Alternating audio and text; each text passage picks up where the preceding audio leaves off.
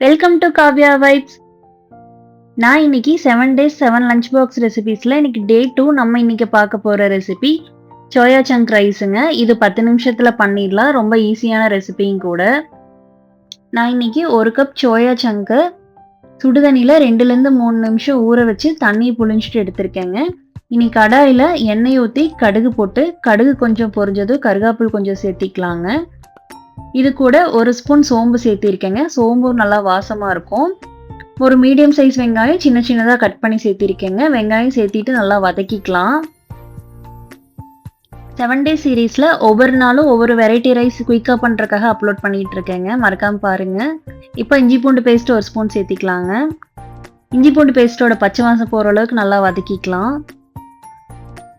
நான் இன்னைக்கு ஒரு மீடியம் சைஸ் தக்காளியை சின்ன சின்னதா கட் பண்ணி எடுத்திருக்கேங்க. அதையும் சேர்த்திட்டு நல்லா வதக்கிக்கலாம். இப்போ நம்ம மசாலா சேர்த்திக்கலாங்க. 1/4 ஸ்பூன் மஞ்சள் தூள், 1 ஸ்பூன் மிளகாய் தூள் எடுத்திருக்கேங்க. இது கூட ஒரு 1/2 ஸ்பூன் காஷ்மீரி மிளகாய் தூள் எடுத்திருக்கேன். ஆப்ஷனல் தாங்க. இது கூட ஒரு 1/2 ஸ்பூன் கரம் மசாலா சேர்த்திக்கலாம்.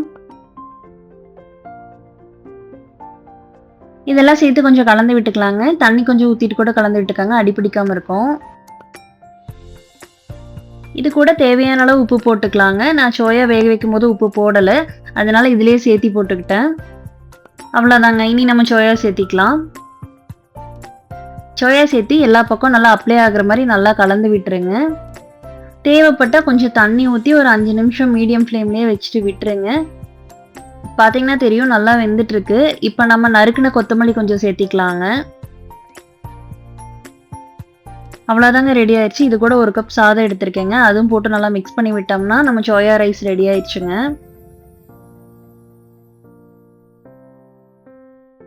இது மொத்தமாக ஒரு 10 மினிட்ஸ் கூட ஆகாதுங்க. நம்ம குயிக்காக ரெடி பண்ணிடலாம். இந்த மாதிரி டெய்லி ரெசிபிஸ் பார்க்குறக்கு காவ்யா வைப்ஸை லைக் பண்ணிவிட்டு உங்கள் ஃப்ரெண்ட்ஸுக்கும் ஷேர் பண்ணுங்கள். மறக்காமல் சப்ஸ்கிரைப் பண்ணிக்கோங்க. தேங்க்யூ.